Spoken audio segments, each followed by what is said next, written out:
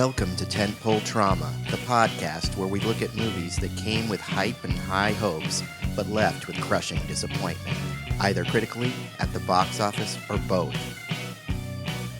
Freed from the weight of expectations, we seek to examine these underperformers under a new light, parsing through the good, the bad, and everything in between with the hopes of gaining a better understanding as to why they failed to find their audience.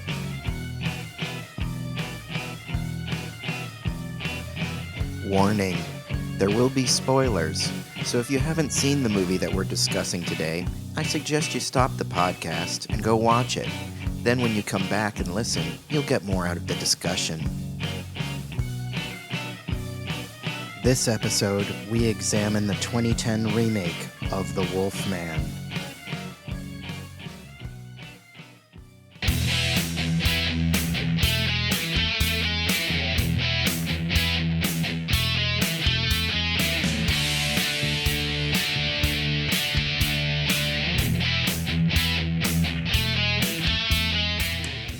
I've been a Universal horror fan for as long as I can remember, so I was pretty excited back in 2010 when the Wolfman remake got released. I'd been following the production. I knew Benicio del Toro was playing the Wolfman, which I thought was great. I knew the original director left and was replaced with Joe Johnston, who I liked but didn't think was that inspired of a choice. But still, I was really excited to see it, even after numerous delays. The first signs of real trouble were the extremely tepid reviews, and tepid is a kind descriptor. But I maintained my enthusiasm, and on opening weekend dragged my pointedly disinterested girlfriend to see it. The movie started promisingly enough with a pretty cool werewolf attack, but as the stilted drama set in, I could feel the audience snickering and turning against the movie. And more importantly, I could feel my girlfriend turning against me for dragging her to see this thing. We didn't last much longer. Still, over the years I have maintained a certain affection for the film, even buying it on Blu-ray to have it as I call, put on in the background kind of movie. Something that's visually pleasing that you can just look at and not really pay attention to it. Over the years, I've even tried to get friends and family to watch it with me and perhaps reevaluate the film, but usually I'm just met with a healthy serving of side-eye and skepticism. So am I insane for liking this maligned movie? I guess that's a question we'll have to address today as we deep dive into the 2010 remake of The Wolfman.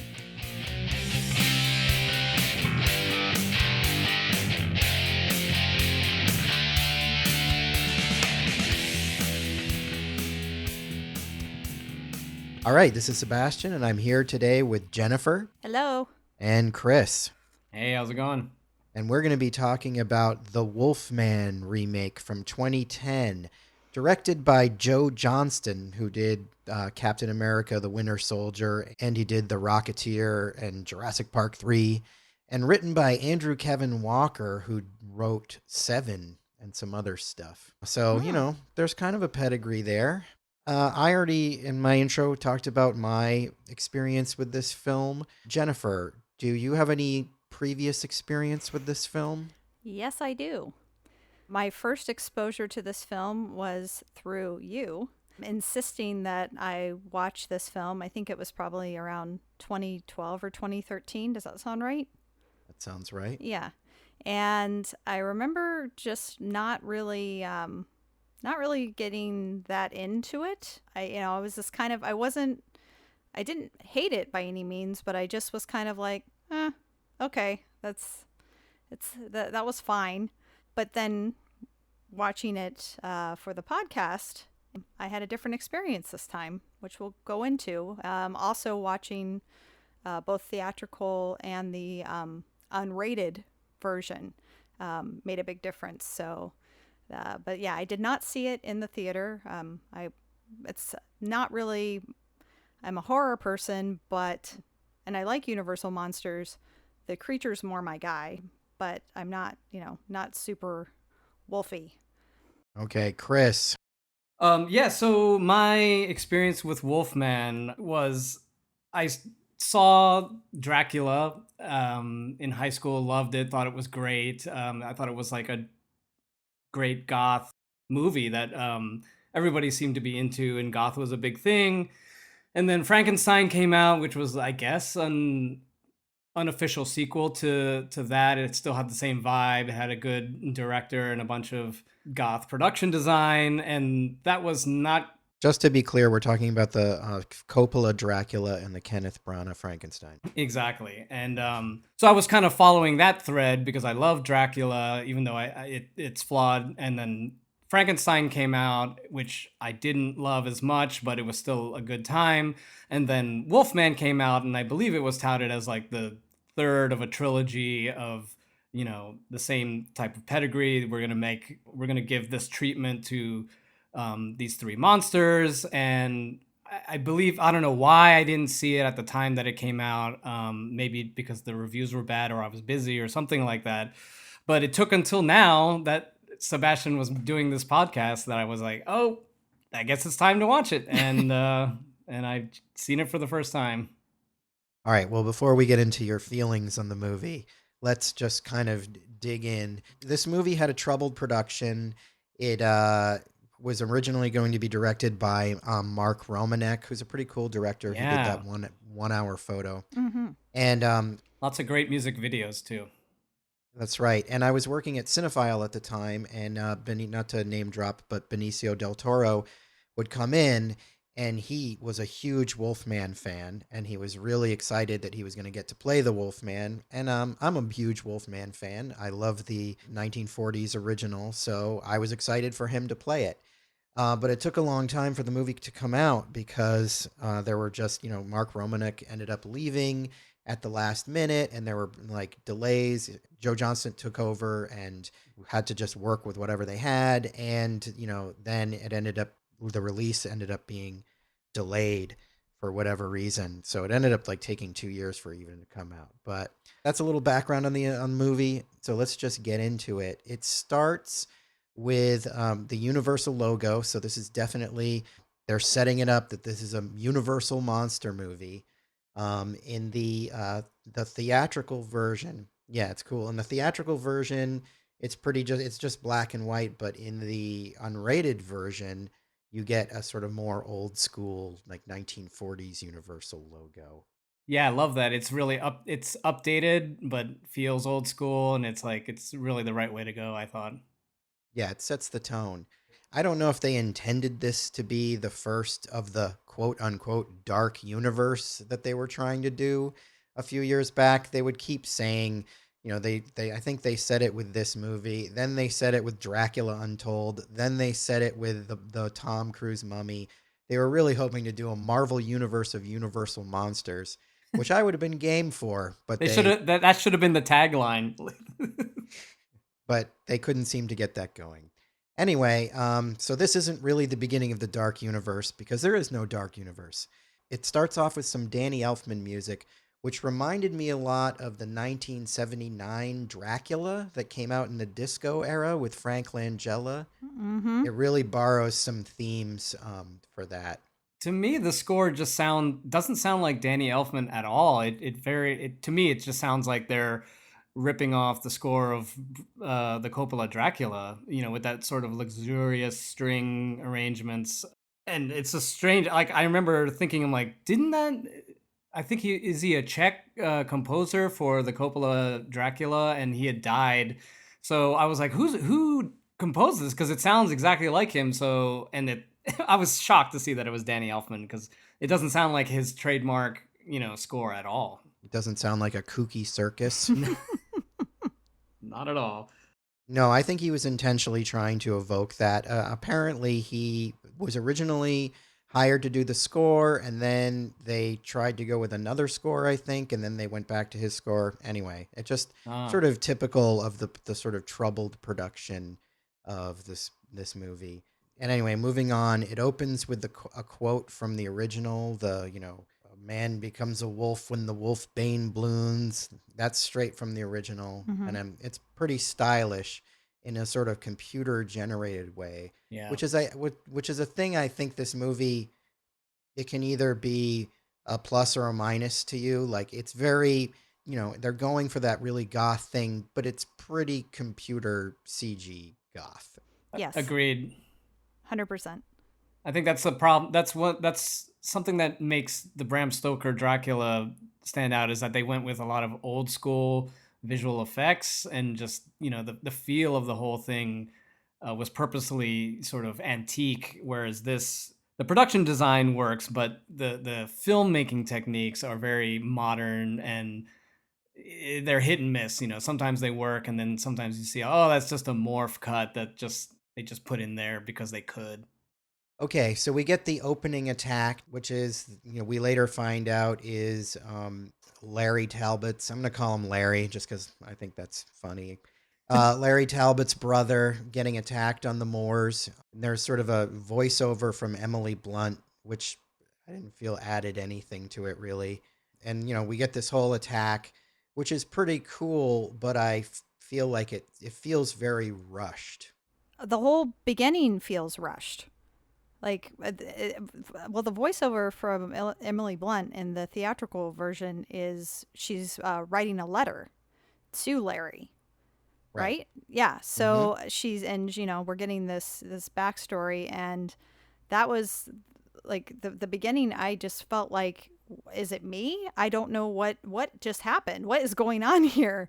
Like, is it just it feels like we just it zooms by and not in a good way. Just way too much too fast, and it just feels like it's just kind of thrown together, yeah, I was completely just baffled at some of the things that were going on. Well, in the unrated cut, you get a little more of the attack, and we get this whole scene of Larry acting. He's supposedly on stage in London. He's performing Hamlet or something. Mm-hmm. And Gwen does not write a letter to him in this version. She actually comes to the theater, and he's backstage, and he's sort of got a cool bathrobe on. He's sort of rock starring out, and she implores him to come because I think his brother is missing at that point, Mm-hmm.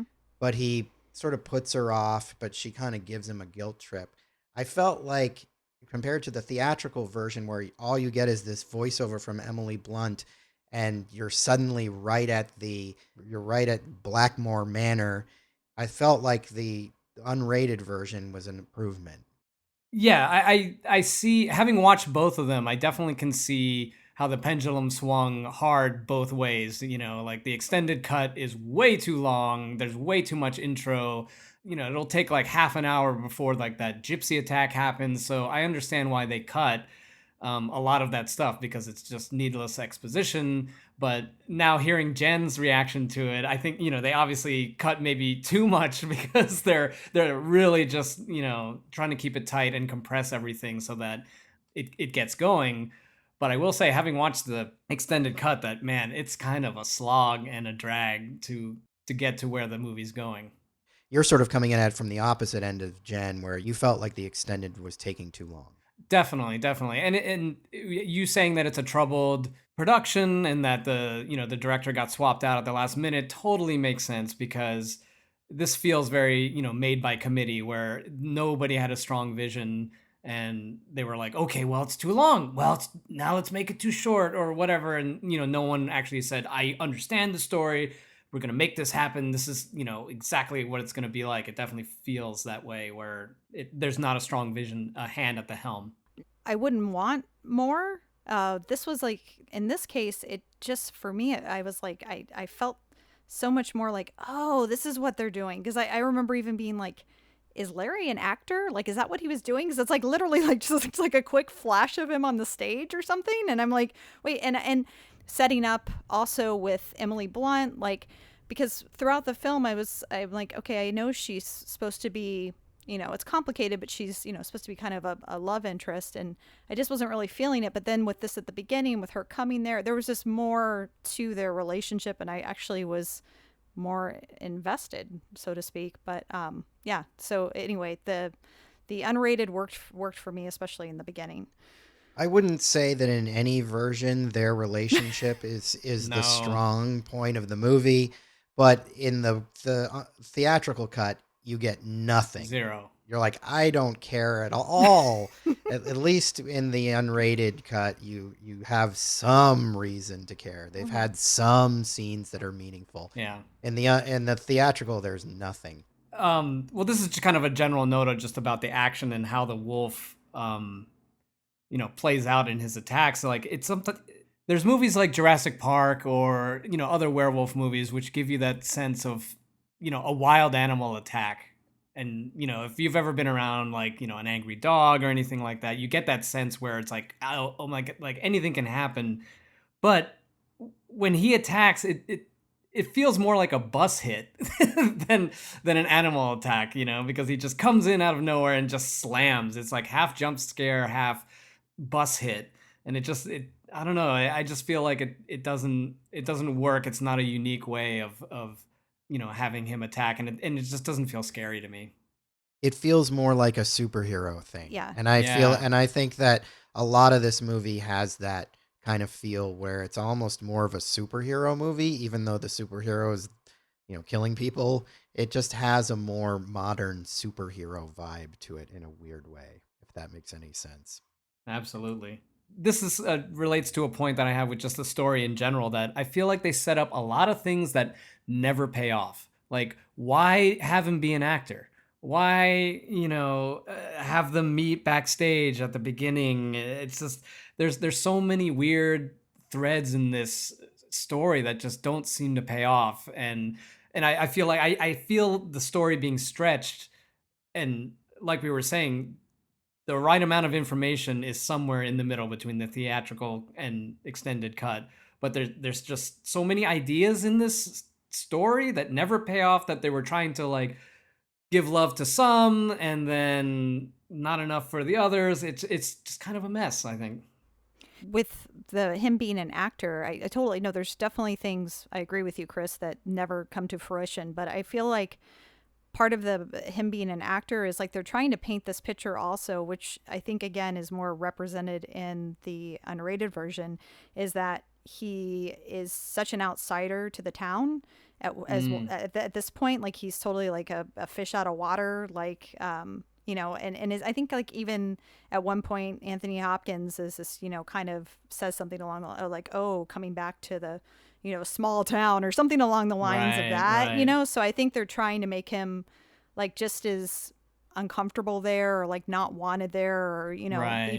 even before all the other stuff happens. That's I mean, but yes, there's so many things that are set up that don't really pay off, but that's all I could gather from going into his acting career. Maybe it's also to say that his mid-Atlantic accent is because he's an actor and has been away for so long. There, That's right. oh, he's in New York. That's where he picked up this weird accent. Like, I also think that's how it was in the original, which didn't really play into anything in the original film either. But I think that's why, because that's the character. Gotcha.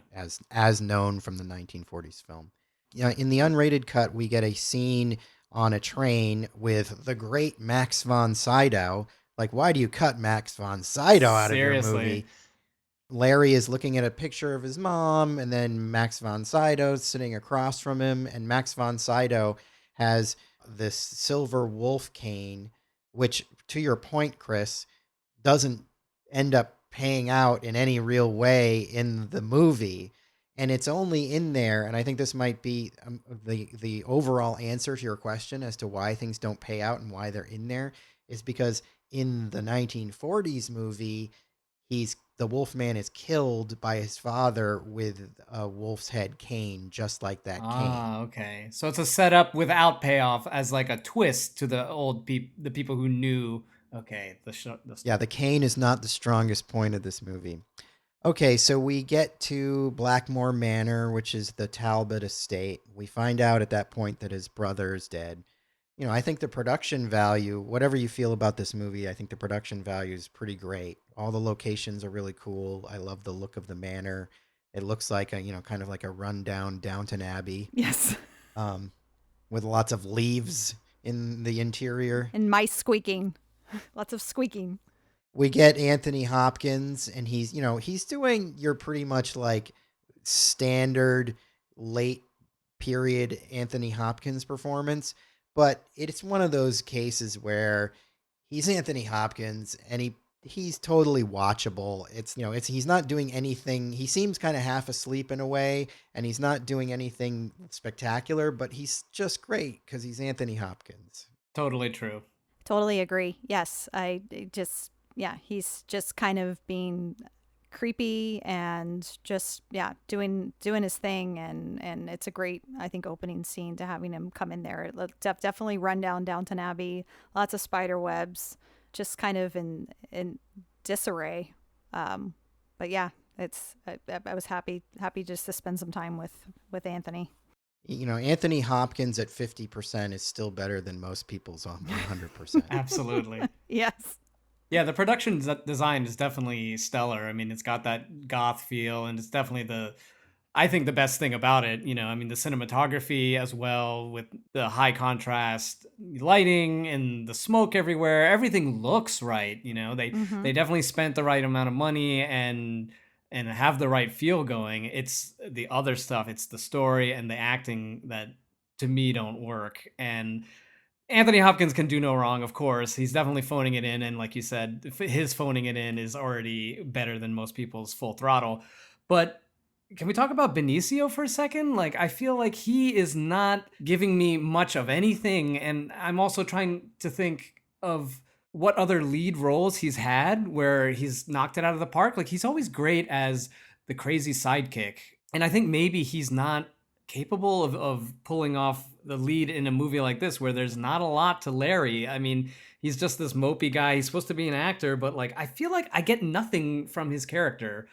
He's definitely trying to, I believe, especially with his haircut and everything, which is not terribly flattering on him. He's got a sort of like almost bowl cut. Like a Caesar cut. Yeah, that was that the style at the time? Was that cool or was I don't think so. He looks a little puffy and he's kind of looks a little overweight. So I think he was trying to actually invoke Alon Chaney Jr., right? who played the Wolfman in the original. I mean, he was a huge, huge fan of that movie. But I also think he might be a little checked out because I think he was very supportive of Mark Romanek. And when I think he was a little upset that they switched out directors and, he may have been sort of checked out.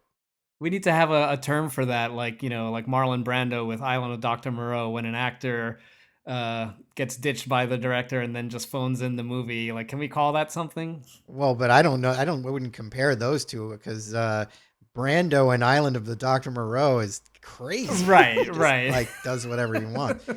Well, Benicio should have done that. That would have been more interesting. Yeah, I think he's got his moments. I think, when he's getting ready to change and stuff, I think he does good. But I agree when we're doing the sort of straightforward stuff and he's just trying to be sort of, mysterious romantic lead, it doesn't really work. Yeah. I don't think that that's his wheelhouse. No.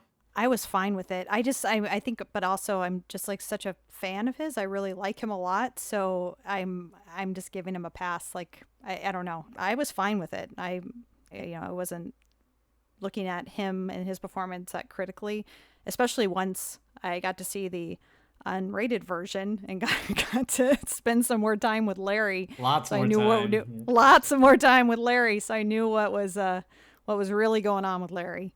But yeah, I thought his performance was fine for what it is. Okay, so moving on, he goes to the village to see his brother's body, which is being kept in a slaughterhouse. I don't know if that was common for the time or if they just thought it would be a kind of a cool touch. But we get sort of a quick shot of the body, and I feel like the gore effects are good. Overall, in this movie, they make a real attempt to lean into the R rating, which I appreciate.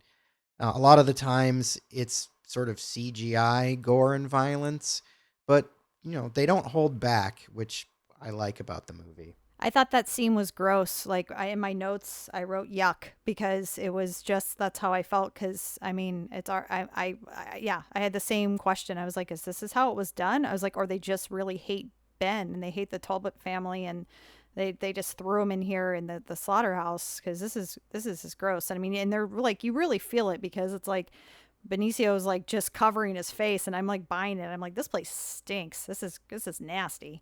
And I thought also when they pull it back, it was a good like the first time it made me kind of jump because I was like, ugh, like I wasn't ready for that. Like there was some serious wolf chowing down on Ben. Well, and I think you might have a point about the townsfolk because in the next scene we go to the pub and the townsfolk are sort of talking about the brother's death, and Larry's there in the corner at a table, and he's hearing them talk. He looks at a medallion that he found on his brother, which isn't very well explained. The townspeople are blaming the gypsy, and we get a werewolf story.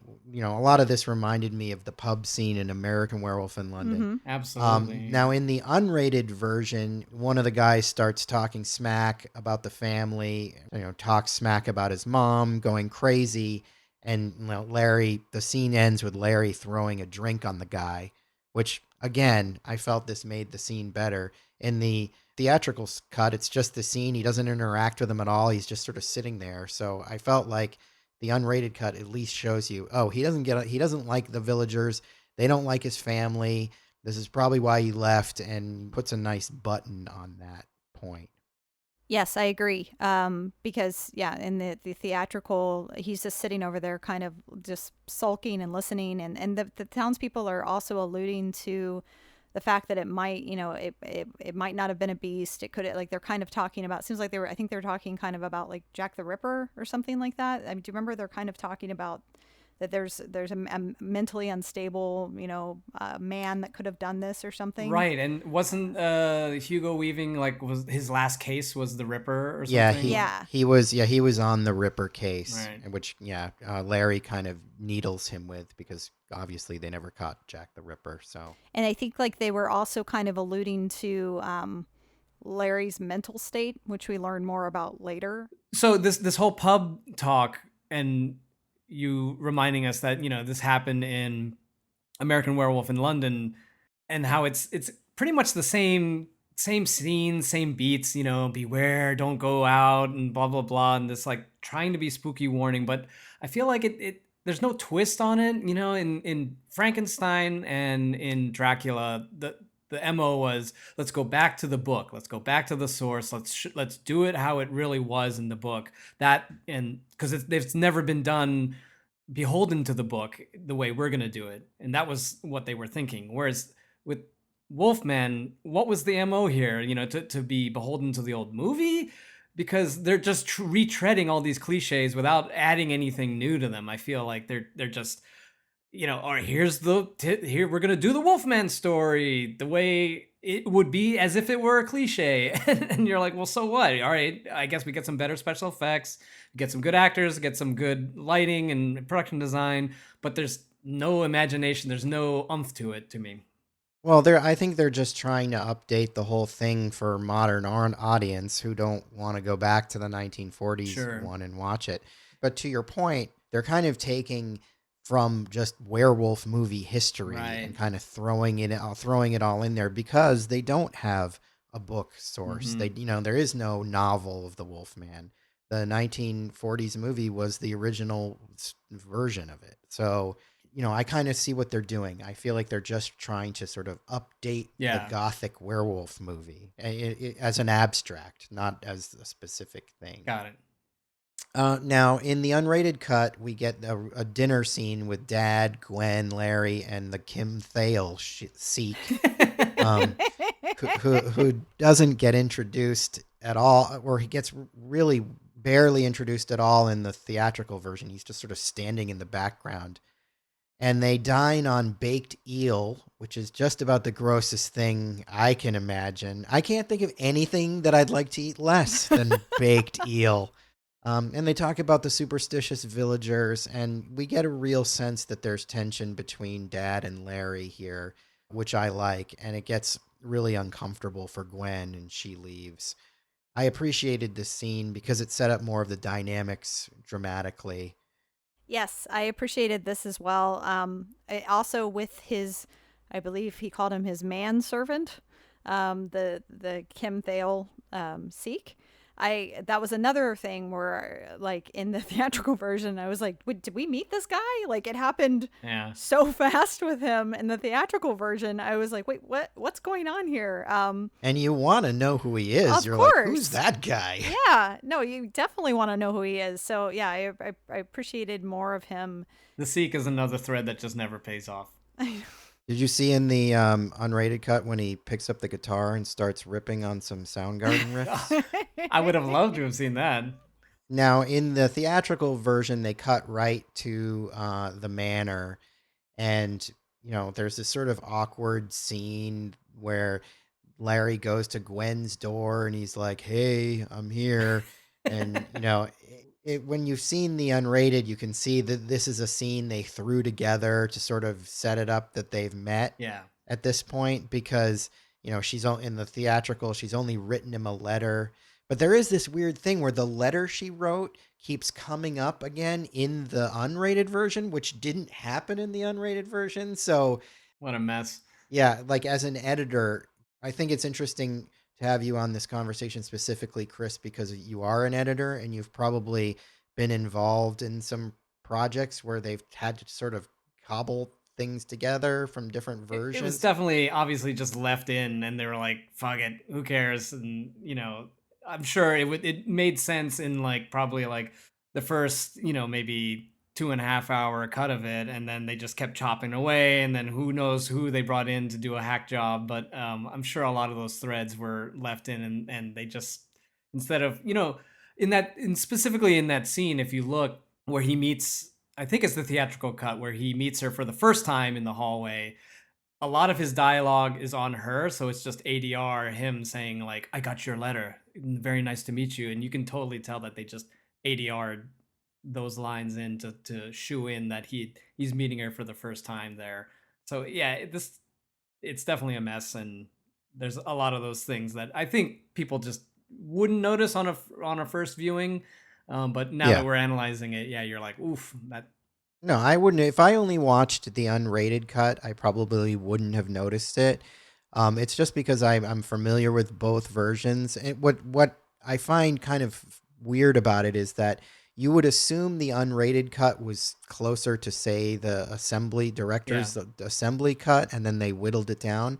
But she talks about the letter in the later scenes in the unrated cut, so it's almost as if they made the decision to cut it down while they were still filming. Maybe it was like a even bigger thing where she wrote him a letter, then went to visit him, then like, so it's probably like a thing on a thing on a thing, and then they were just like, let's all just cut it out. And I think that would have made sense actually, Chris, because it would have, like, that she could have written him first and then he didn't respond, and then she went in person because he wasn't responding.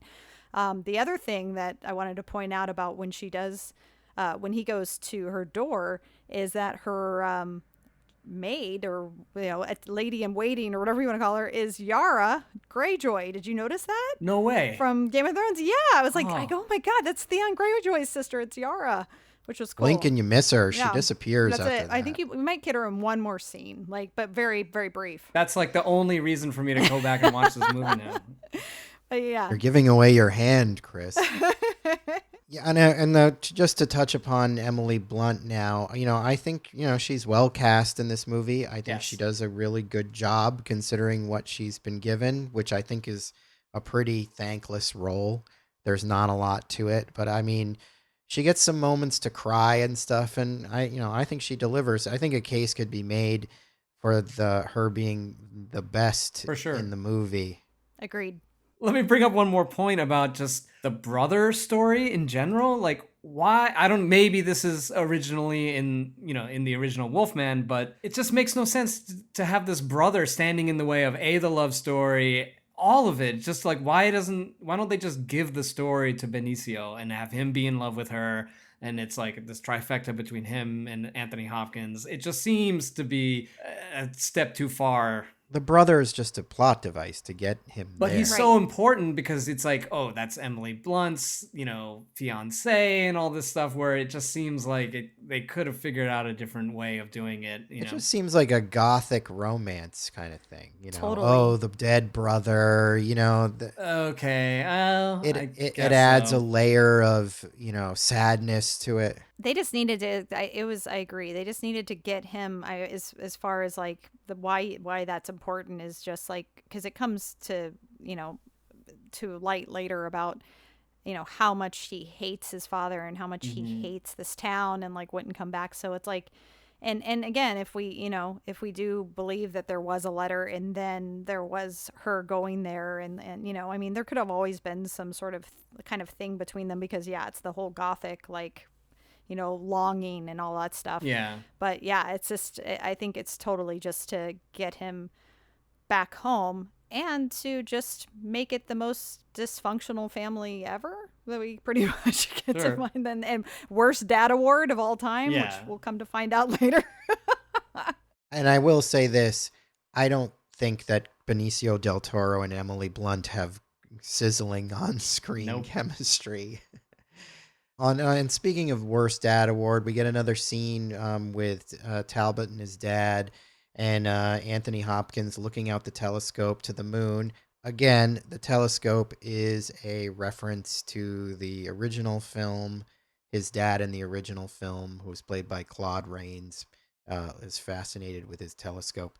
But the telescope never comes into play later. So it's yet another sort of reference that doesn't have a real point in the story. That scene, I do love that Anthony Hopkins takes the time to blow out almost every single candle that he has in the room, which I'm like, you know what? Fucking A, that's realistic, Like with the production design like this, you're like, how many freaking candles does this guy have? And they show him, it's like, you know what? It's time to go to bed. This was a ritual we used to have. You'd have to sit here, open up this thing, blow inside, put it out.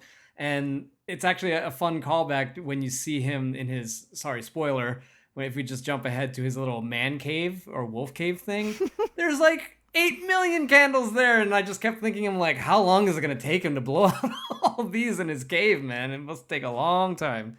It was the family crypt, I believe. Oh, okay. I'm surprised he didn't make his poor Kim Thale manservant Yeah. blow out all these candles. But I thought also, Chris, I noticed the candles as well, and I was also really impressed with like some of the cool like lantern type devices they had, like with the Totally. candles as well, like kind of these like kind of mini torch type things. I don't know what you would call it, but I was like, I thought that was really, again, with the production design, the attention to detail was really cool.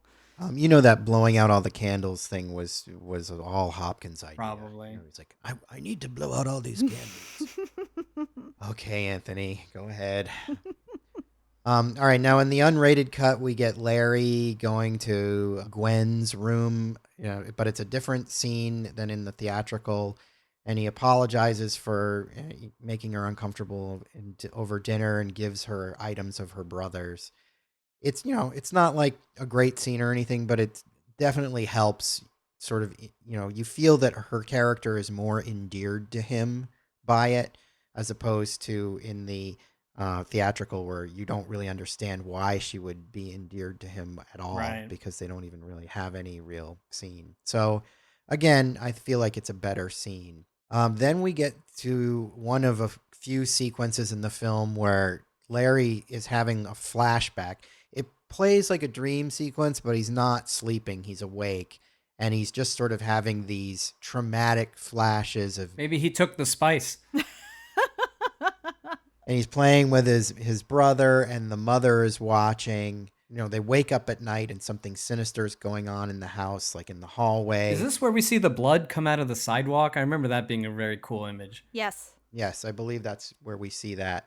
It's all done in this very stylish gothic kind of look, but it feels a little like they're trying hard to be trippy and spooky, and I don't know if they kind of go like a little too far, I think, with some of the techniques. But he goes out into the garden. We get a cool topiary, some cool topiary hedges, a gorilla, which I appreciated, the topiary gorilla. Mm-hmm. For sure. The movie looks expensive. They didn't spare any expense, which is why it's appropriate to do for tentpole trauma, because They spent a lot of money on this movie, and it bombed. So I feel that it's appropriate for this No podcast. doubt. And I will say that the night scenes all look like they're shot at night, and the lighting is great. And, there's no day for night here at all. And kudos to the cinematography for making it look appropriately scary.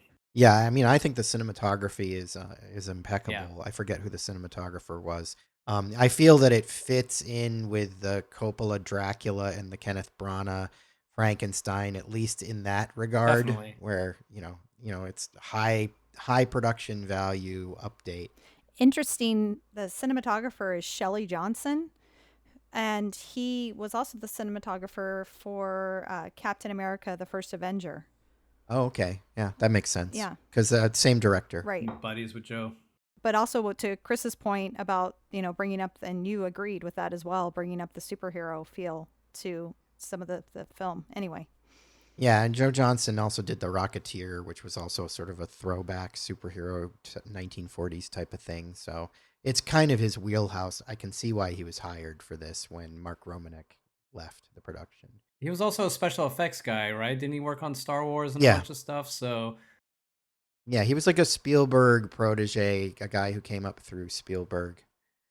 Yeah, we get to see a quick shot of a de-aged Hopkins with a goatee and the dead mother, and it's sort of framed to look like a suicide. She's got a straight razor in her hand, but I think at this point, nobody's really thinking that was nope. a suicide. The mother having, spoiler, the fact that the mother was killed by Hopkins is really not a surprise at No. all. nope. Even on first viewing, you're like, she didn't kill herself.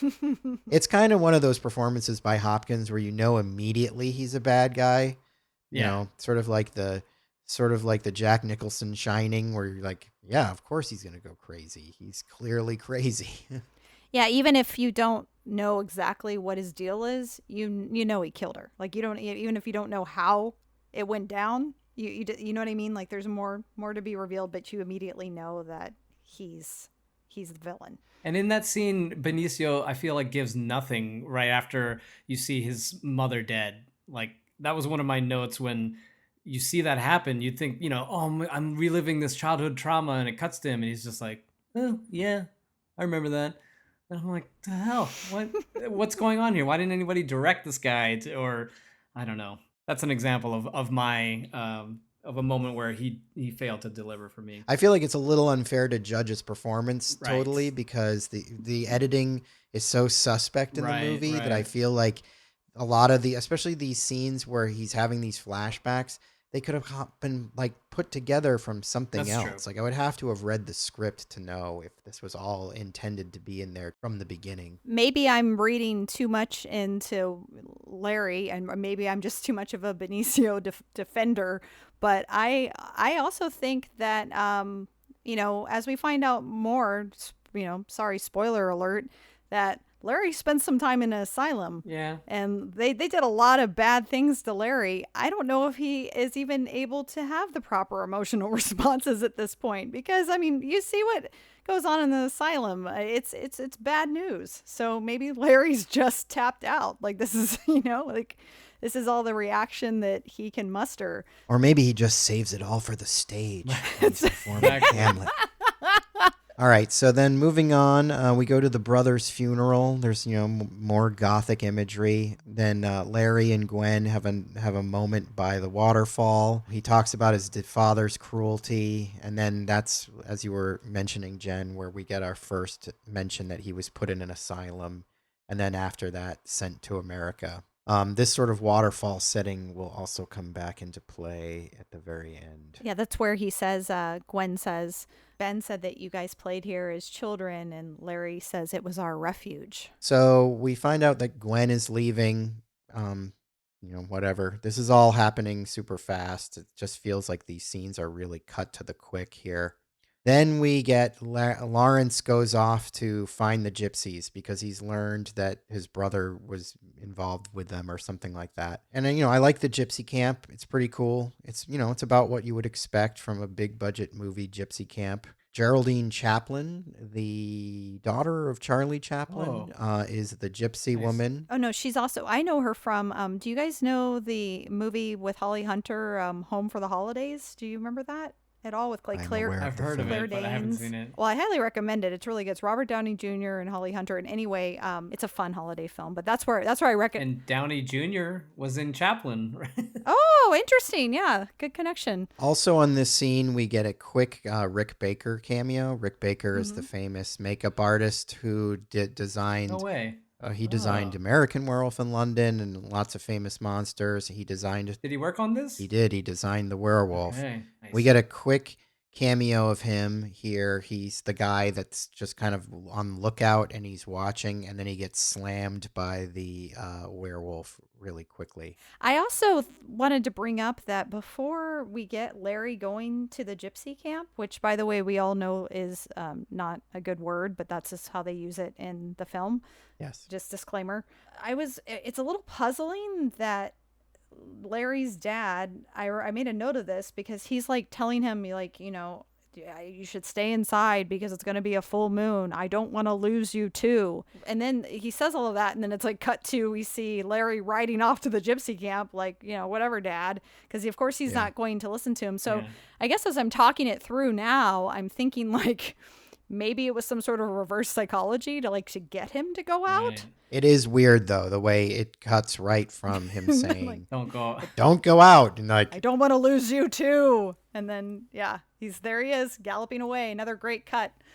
we get the prerequisite in a Universal monster movie. We get villagers with torches. They show up for the bear because they blame the gypsy's bear for the attack on Larry's brother. The bear is very clearly not a real bear. It's a CG bear. But, we don't want them torturing a bear. Well, did you hear what he said? He says to somebody says like all he does is dance, and I was like, oh, that's sad too. Like he's a dancing bear. I hate circuses, but but that's like somebody said that. He's supposed to be an old like bear that's like about to be put out to pasture, right? Like I think the pub people are like, there's no way that bear could have done this. He's so old, and you feel a lot of sympathy for that bear, even though he's CG. At least they don't have the bear fight the werewolf and get torn apart. That would be more sad. I will say the claws through the policeman's mouth is pretty cool. That was one of the cool deaths. I love that shot. High praise for that, Chris. Yes, that I love that. I love that kill. Yeah, and that's what happens. The werewolf attacks the camp, and we get that shot and a bunch of other pretty fun gore moments. This is when the movie really comes alive for me, these scenes. There's a lot of fair criticism to be had of the film when it's trying to be dramatic, but I feel like when we get to werewolf action, it's pretty good werewolf action. I mean, Yes. Guilty of maybe being a little too CG at times, but I don't know. I'm just happy to see a werewolf running around killing people. I like the way the werewolves run on all fours at some points. It's a little goofy, but I just like it. Dude, that's great. It's almost like, in Transformers when they transform to the different mode to go faster. It's just like, yes, it's almost like a cheer moment. Like, if the movie were better, you would definitely be cheering at that part because you're like, I need to go fast. How do I do this? And then it's just great. I love it too. It's total chaos when wolfing happens, but it's like chaos in the best way. It's like it's like for all the slow burning that's going along, it's like you really get a payoff. And I love this scene in particular because you have people screaming, it's the devil, it's the devil. And then it's just total chaos. And then like there's like the little boy or the little girl that like loses their mom, or or the mom's looking for them, and like the kid wanders off or something. There's just like it's just so much happening, and like it's really intense, and like you're just kind of on the edge of your seat, literally. For sure. But in the extended cut, it takes like, 40, 50 minutes to get to this point. So there's a definite reason why they cut it. At this point, we get to sort of see that Larry has a hero in him. He grabs a gun and sort of goes to help people being attacked. There's this one kid who runs off. He goes to help him. The kid runs off into this like Stonehenge. Yes. Like, Which I don't think it's literally supposed to be Stonehenge. In England, are It's there just, mini Stonehenges like all around the corner in the countryside? Is I that had what the it is? exact same thought. I just was like, is there just one that we know of here in the States? Are there many of these? It makes me want to live in England even Become a more. druid. You could just have a mini Stonehenge in your neighborhood. How cool would that be? The neighborhood Stonehenge. Yeah. And it's super foggy and gothy, which I love. I'm a sucker for that kind of imagery. I don't care if a computer's doing it. I love it. And that's the point where we get that Lawrence is attacked by the werewolf and bitten really savagely on the neck. So we know he's now bearing the mark of the wolf. And the villagers show up and drive the wolf away with their guns. And they bring Larry to the gypsy woman. And, everybody's basically telling her to kill him, but she won't do it. She tells them he can only be released by someone who loves him. And we're all wondering, Ooh. who's that going to be? Because his dad doesn't love him. Love him. Kim Thale. The stitching up of the wound was pretty gross in a good way. That was great. Like when she's stitching it up, that was With one of those long curved needles. Like a fishing hook. Yeah, that was cringy in a good way. Not to bring it back to Bram Stoker's Dracula again, but I feel like with Dracula, you almost get more bang for your buck because Dracula can be Dracula, he can be a bat, and he also becomes a wolf. And the wolf in that is almost more interesting because he can do way more things, he even has sex. Yeah. Which is more than you can say for this, But I mean, I guess this is again doing the classic wolf thing. But I would have liked a little bit even more craziness with the wolf here, where like, what else could he do? But I know they're trying to keep it classic. Yeah, but then you'd be dealing with angry werewolf fans Right. who will tell you what you can and can't do with a werewolf. And if you don't think that they'll do that, think again, because horror fans can be really pedantic about what their movie monsters are allowed to do. If you ever want to find out, go wander into a zombie conversation because there's a lot of strong feelings. I got a question. Where did the term is it lichen? Right? That lycanthrope. Lycanthrope. When did that come into use? Because I know what was it? Underworld? Is that where they use it the most? But was it always around? Well, they call them lichens. Okay, right. I think it's been around since the 1800s. I didn't research it. I don't know, but it's a term that's been around a while. It's been around before. Because it's in one of the books where she's researching, and I was like, oh, there's that word again. But like, when did the movies start using it? Because I don't remember it from the 80s. It was definitely being used in the 80s. It seems like instead, like, how they go the Batman instead of Batman, they're like, let's call them this instead, so we don't have to call them werewolves now. And it just seems like let's latch on to a new term. Yeah, it's a kind of, and it sounds sort of scientific, so it makes you sound smart, right, when you say it. Well, it was the first mention of the word, according to Wikipedia, was in 60 AD. Whoa. Wow. Yeah. Okay. So it's a Greek word apparently, and its translation, it's lukos, which is wolf, and anthropos, which is man. So it's lycanthropia or thropia. That's where it comes from. The definition of it is that it's a form of madness involving the delusion of being an animal, usually a wolf, with corresponding altered behavior. But yeah, so it's been around for a long time. I don't know when it was. Like Seb said, I don't know when it was first mentioned in films, but it's a term that's been around a long, long time. It's used in movies and stuff earlier than you think. I wouldn't be surprised if it's used in the original Wolfman or Werewolf of London, which was the first official Universal werewolf movie. Not American Werewolf in London, Werewolf of London. But yeah, good research. Interesting facts. So Larry is brought back to the manor. Gwen comes back, and like Gwen keeps coming and going in the movie. It's like, just stay put, Gwen. Yeah, the funeral's over. What is she doing? Well, she leaves, and then she comes. It's just like, why are they moving her around so much in the story? Just have her stay there. Who cares? It's a weird, baffling, sort of plot thing that keeps happening. Larry's his head is swimming from, I don't know, being infected with lycanthropy. And we're getting these sort of dreamy, heroin visions. We get this sort of Gollum looking wolf boy. So Gollum, yes. I wrote down the same thing. Yes. Like, It looks like they just took the Gollum model from Weta and just threw some. He really looks like Gollum, and we'll later learn what that wolf boy is, and it's all fine, but it just seems kind of thrown together to add some scares or whatever. And then this is when Kim Thale Seek showed up, and in the theatrical version, I was like, wait, who is this guy again? Because it was just so like in the unrated, we get so much more of him. Anyway, so he shows up, he comes in with a tray, and then Larry's like, oh, to Gwen, I thought you were leaving, and Gwen's like, this place is impossible to escape, ugh. and this this is the least I can do. Yeah, and then we see Larry, starting to heal.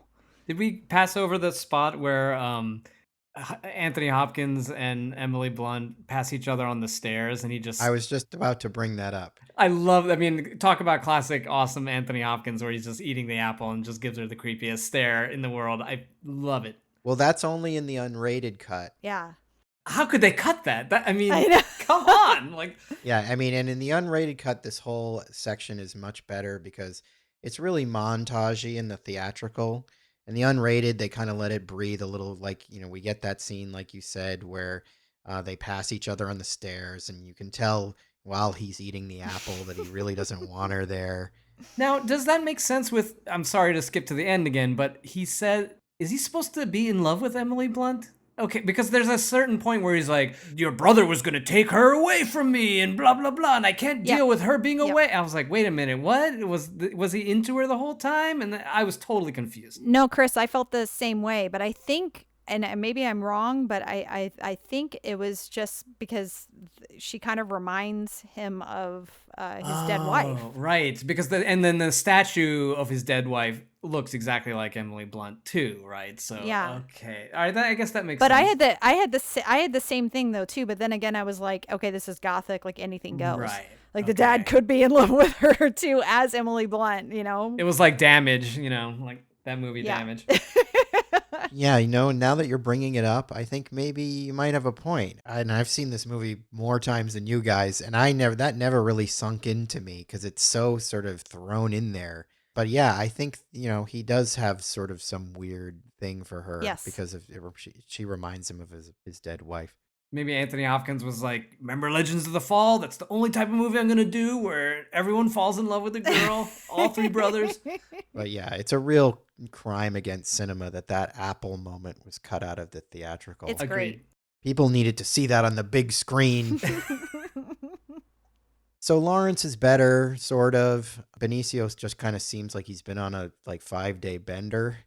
Got a stiff neck, right? That scene. Yeah. The doctor comes and checks him out, and he's healing miraculously, which the doctor is clearly unnerved by. Hopkins' dad is kind of being nice to Gwen, but it feels sort of threatening. And now that I'm thinking about it, maybe he's attracted to her, as you pointed out. It's just a basic okay, it looks like he's on the mend kind of part of the story, but we know better. Mm-hmm. He's looking at his wounds and he's seeing how much healing he's gone through. And then Kim Thale, they get the real scene with Kim Thale, Seek, and Larry, where the Seek is in the dining room or something, and he's loading up. He's cleaning the gun or something. The elephant gun or whatever it is. Yeah, he was cleaning guns. And we learn that he's been there. The Seek has been there since Larry was a kid. His name is Singh. Yes. He shows Larry the silver bullet that he's made. Well, he says, and then Larry says to Singh, now that thank you for remembering his name. He says, "Are you preparing for a war?" And then Singh says, "Do you believe in curses?" Mm-hmm. Yes, and this is when it's really driven home that Singh is the manservant. And everybody needs a manservant, I think. I need a manservant. Now in comes one of my favorite character actors, especially when he's playing a villain, Hugo Weaving. He shows up as the inspector. Not really a villain in this case, but he is an antagonist. Weaving is just basically doing Agent Smith from The Right. Matrix here, but he's doing like Agent Smith of Scotland Yard, basically. Right. It's pretty much the same performance. He goes to the manor to question Lawrence about the Wolfie goings on.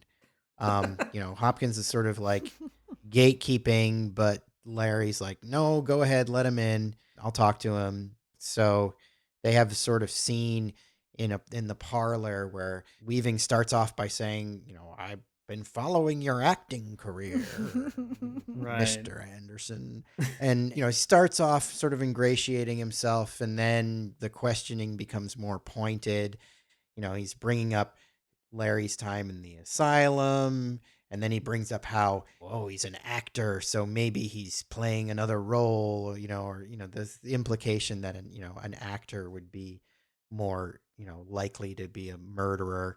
And I think that's when Larry sort of needles him about not catching Jack the Ripper. Yeah, but he's no Van Helsing from when Anthony Hopkins played Van Helsing, he did bring a little bit more craziness to the role, whereas like everyone's kind of stuffy in this movie, and I feel like this would have been the opportunity for him to bump it up a notch and be like a little bit different than this like stuffy, straight-laced Scotland Yard guy. In Anthony Hopkins Van Helsing literally humps Billy Campbell in Dracula, and it's like Yeah. he plays him totally crazy. And I feel like this movie could have used a little bit more like passionate melodrama, over the top, acting, just to make it more a little bit entertaining. Yeah. Jen, like you're saying, like, all right, so if Benicio is a mopey guy who's like all inward and whatever, you need something to balance it out. Like there needs to be a little bit of Yeah, agree. that other flavor. Yeah, and there's definitely no performance in this that goes. It's sort of in the crazy direction of Anthony Hopkins and Dracula, or of Gary Oldman and Dracula. Like Yeah. nobody's pouring No. it on to that level. The movie could have benefited from a little more ham. Agreed. Mm-hmm. Then there's some more hallucinations outside. There's another scene with Gwen where he teaches her how to skip stones. Were you guys swept into the romance of this? Honestly, that's the one moment that they actually have that I feel like feels human. And I was like, I guess that's it. They're in love. That's it. That's all we get. That's all it takes, Chris. That's all it Yeah, takes. exactly. Skipping stones. A love that will stand the test of time. That's right. I think I might be skipping ahead, but there's that other moment where she says something to him, and then there's a big close up of her lips, and he's just like losing control because she's so sexy and alluring. And Yeah. I feel like that's the one deep moment of sexuality in the movie that I feel like could have been threaded throughout the entire thing. Everybody is just driven crazy because they're wolves, and tie it to sexuality, and this whole thing that peaked out for a moment there. Maybe that was from Romanek's idea, but like they didn't really go there with it. It was just like this odd one moment where it's like, oh, I got to get away from you, Emily, because you're driving me crazy. He sends her away again Yeah. Right. at that point. Go skip some rocks in there. But no, he has like, yeah, I think that is in the moment, Chris, because it's like we're getting his wolfy hearing, and then I think he's like wolfy horniness with It's very it's just a few it's like another scene later. Okay. So it's right around that area. It's a different scene. but it's close by where he's like, yeah, yes. it's zooming in on her, like her pouty lips, and like kind of, I think maybe even like her chest area or something, like her neck Yeah. or something. He's like, it's like the nape of her neck, and he's like looking at her pulse Yes. through her skin. Right, Yeah, the but so if that's the artery, point of the movie, as Anthony Hopkins will later say, it's like, it's so good to be the wolf. Let the wolf free. Like, that should have been Benicio's struggle the entire time. It's been like, whoa, like, it feels good to be the wolf, but no, I can't. I can't. But whereas that touched on it a second, but I feel like if that's your thesis of the movie, that's the reason why the main bad guy loves being the wolf. And I feel like that's an interesting concept, and they touched on that in Ang Lee's Hulk, it's like the craziest things I like when I Hulk out. And Yeah. so I feel like that could have been explored and brought to a satisfying thematic point. I think he got a complicated relationship with his wolfiness because he's like, I think, he would maybe if he didn't have such the past that he did and Right. the family issues that he did, he might be able to lean into it more. Mm. But I think it's because of all this family stuff that's happened and like all this, like, all the stuff that happened to him or whatever. He doesn't really get to enjoy being a wolf. Like, we just get, because usually I feel like with the Wolfman, there's usually some enjoyment and then there's remorse Right. afterwards, like when they come back down or whatever. It's like going on a bender, Right. So Yeah. but It's definitely, well, it's always been a sort of metaphor used in, at least in movies. It's often been a metaphor for yeah, alcoholism Yeah. or, drug the addiction. Yeah. beast. Yeah.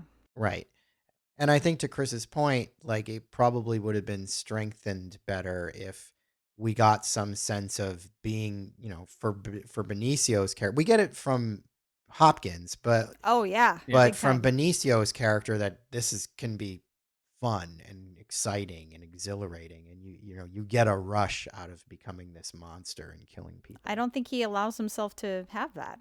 So, the villagers are sort of, gathering up, and they're, they think they know what's going on here, and they want to take Larry in. They have this really creepy priest with them.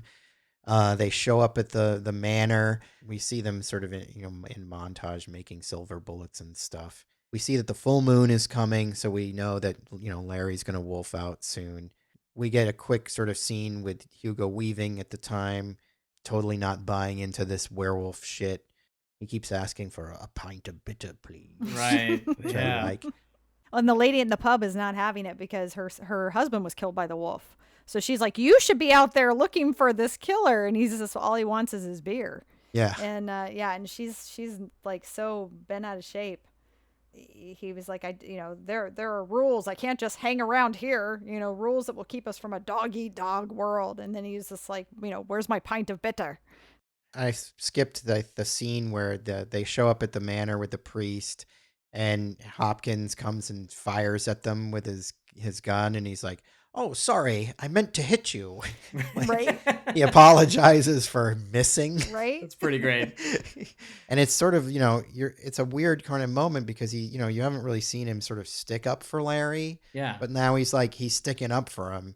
And, he's like, "My manservant is hiding on the roof, and he's a crack shot." Yes. But he's not really there.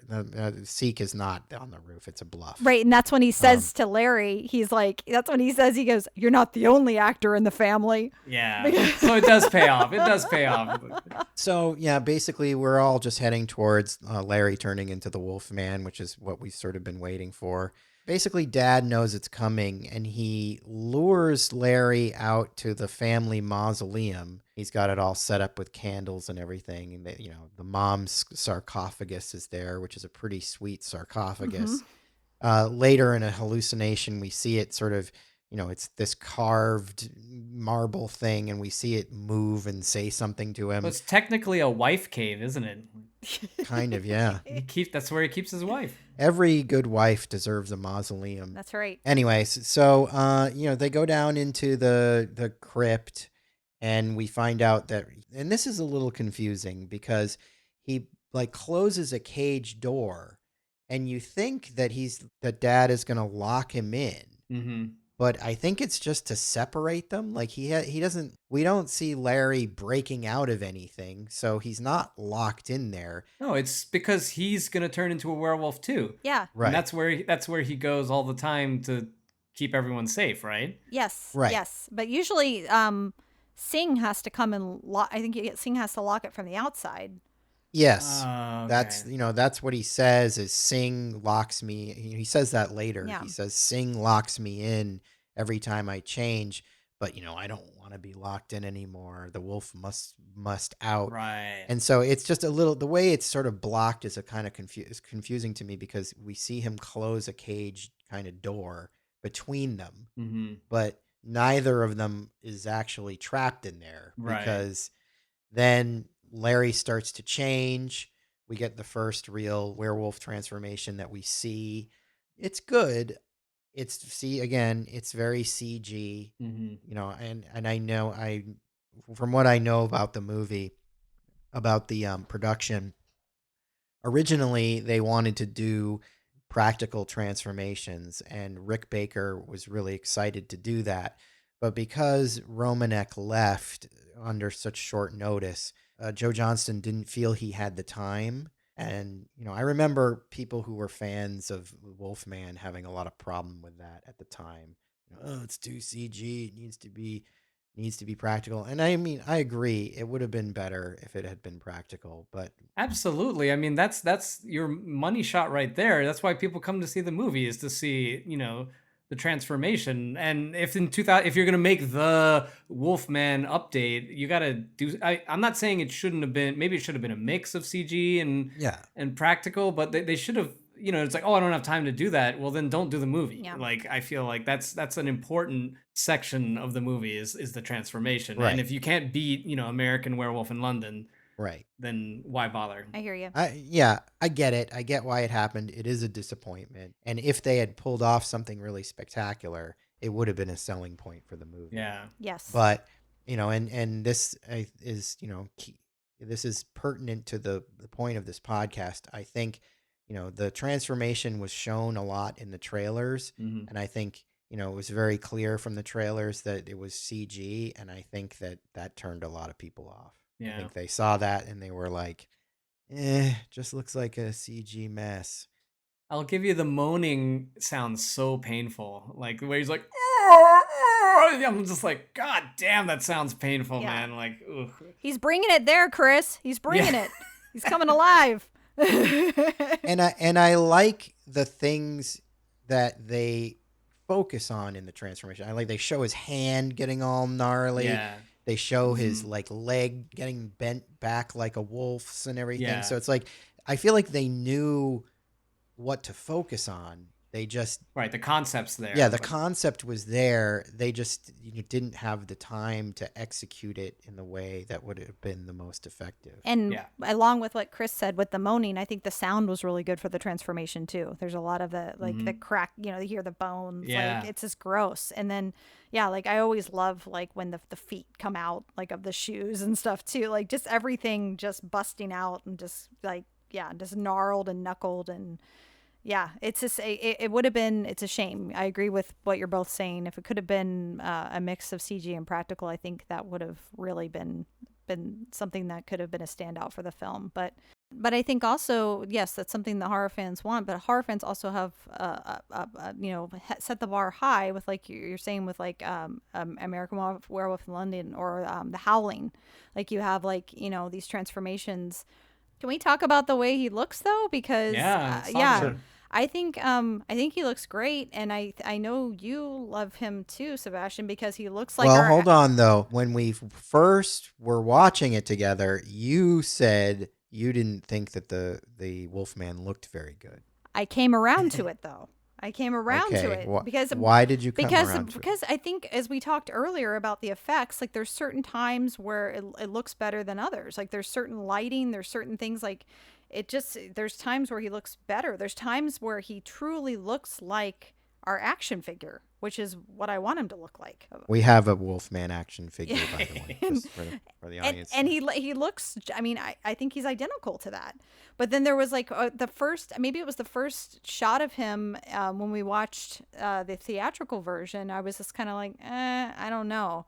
And it could also be just because like it was more of the maybe the movement of him as well, like being more like we said, like more superhero-esque or something. I don't know. But later, I don't know. I grew to be like, all right, no, I'm into this. Like I like the way he looks now. But yes, you're right. In the beginning, I was like, Well, I mean, I brought it up. The reason why I brought it up and wanted you to restate your feelings on that is because you're not alone. There's a lot of people who don't like the look of it. I have friends in the horror community who weren't into the design. And I like the design. The reason why I like the design is because it evokes the original Wolfman. It's an Yeah. update of the original Wolfman. And it's also a sort of take on the Oliver Reed werewolf from Curse of the Werewolf, right? Curse of the Werewolf, the Hammer werewolf movie. It's sort of a combination of those two more the Oliver Reed werewolf in his clothing. I love the clothing. For me, that kind of makes it. I mean, I'm not aware of the various looks as you guys are, but to me, it feels like the correct way to update the classic werewolf. And when he's got that vest and shirt on, and just the shape of his head and the way everything looks. Yes, you're like that's perfect. That's him. Yeah, I love that too.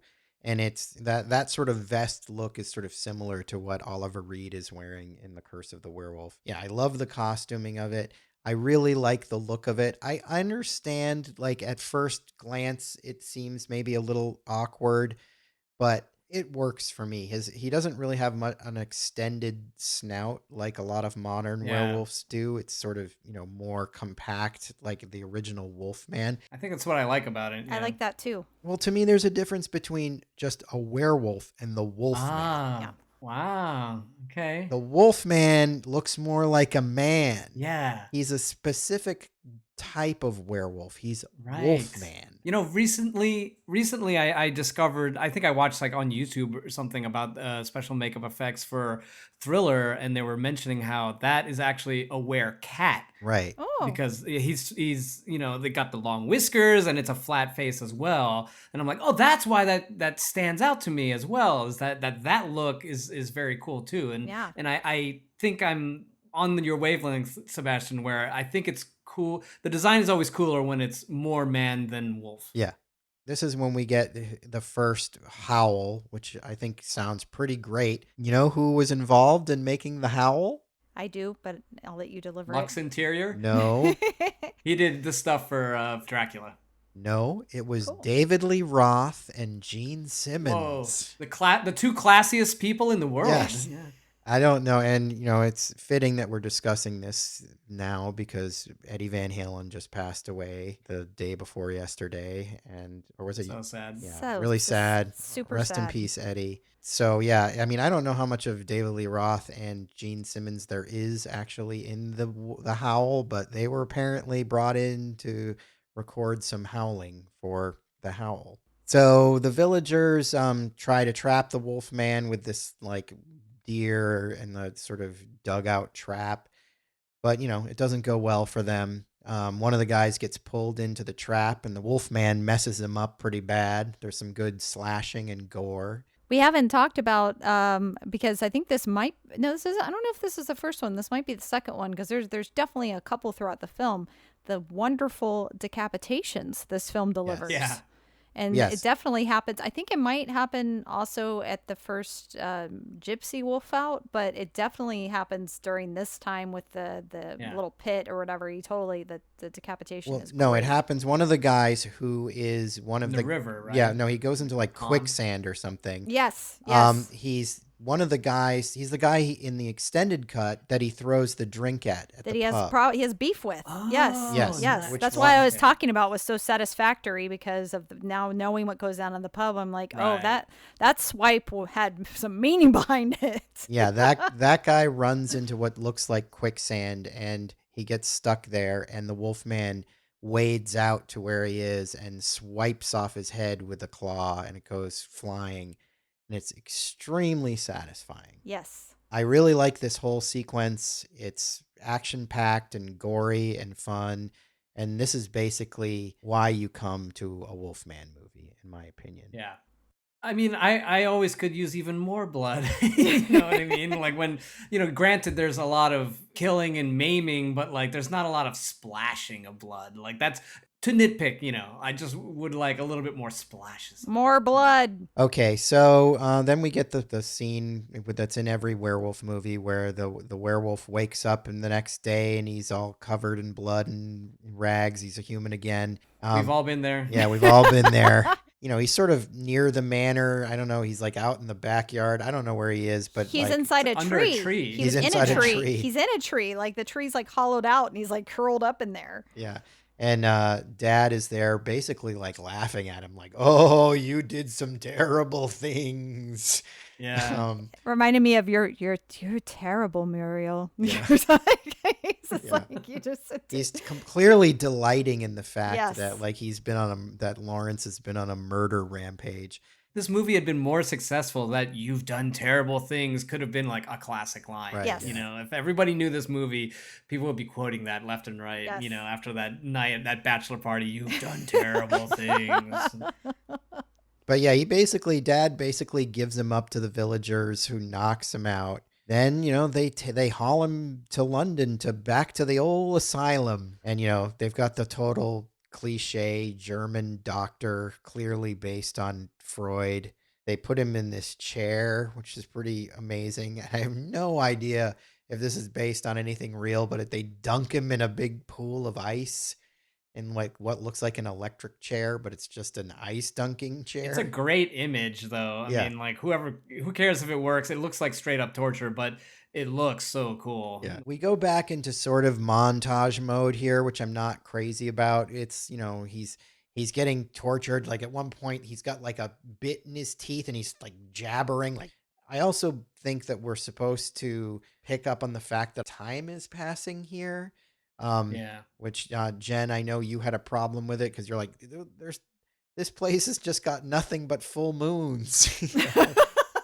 I said the same thing. Like, they never show a not full moon. It's Right. always just like, here it is. I think the montages are supposed to serve as a feeling of passing of time without like, doing the cliche thing of showing like a calendar whipping by really fast. Right.